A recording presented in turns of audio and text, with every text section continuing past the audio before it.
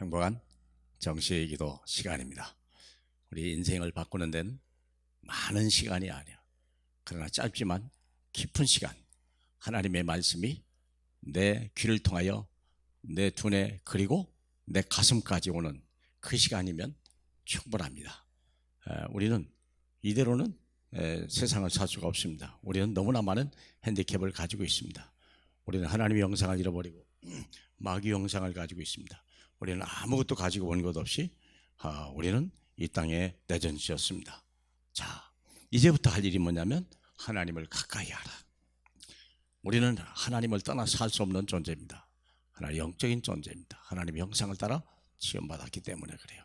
그리고 하나님을 만날 때 우리 영혼이 새롭게 나고 하나님 말씀을 들을 때 우리는 내 모든 정보가 회복되는 거죠.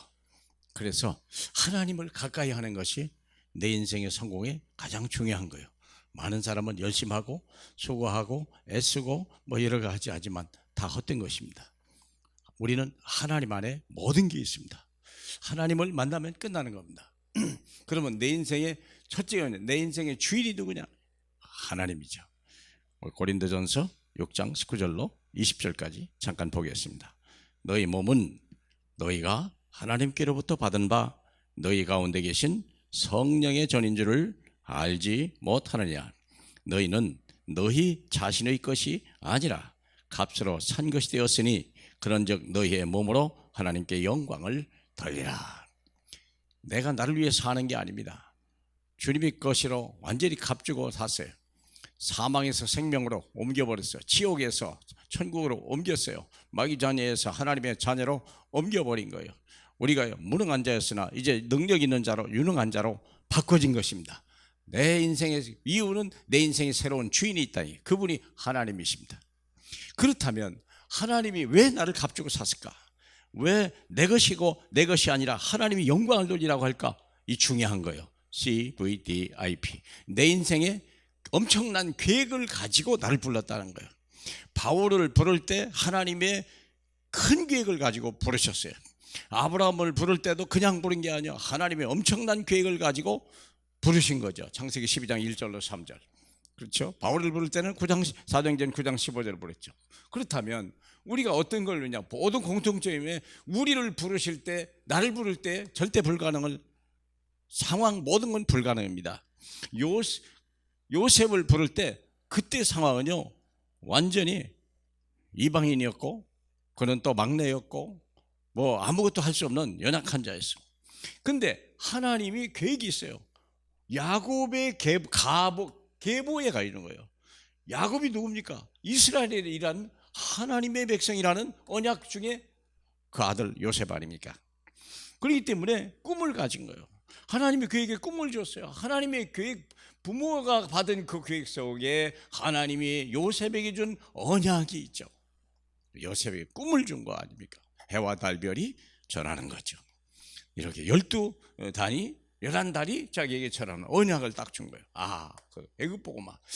그러므로 바로 언약의 여정을 가는 거예요.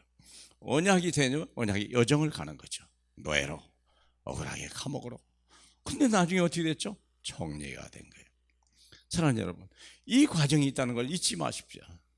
다윗 같은 데도 그래요. 다윗도 보면요 블레셋이 늘 두려웠던 거예요. 연약하게 절대 불가능해요. 그런데 이 가정 위에 하나님이 양치는 중에 하나님이 나타났어요. 거기서 찬양을 하게 되고 하나님의 영광을 보게 되고 거기서 돌팔매질을 하고 어느 날 때가 됐는데요 하나님의 기름 부음을 받은 거예요. 사무엘을 통하여 새로운 언약이죠. 왕이 될 것이라는 언약을 받고 그때부터 언약의 여정을 가는데 그때 골리앗을 이기게 된 그 사건 이후로 계속 사울의 핍박이 시작했고 근데 핍박이 아니라 여정이요. 어디로요? 왕이 되고 왕궁을 성전을 세우는 큰 축복이죠. 바울도 마찬가지죠.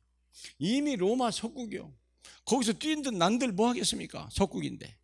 그런데요 우리가 거기에서부터 하나님이 부르심이 있는 거예요. 하나님의 부르심. 그때 다메섹에서 꺾어진 거죠. 이방인과 이스라엘과 하나님의 우리 후대를 위해서 너의 택한 나의 그릇이다. 그렇죠? 그때부터 하나님의 언약을 갖게 된 거예요.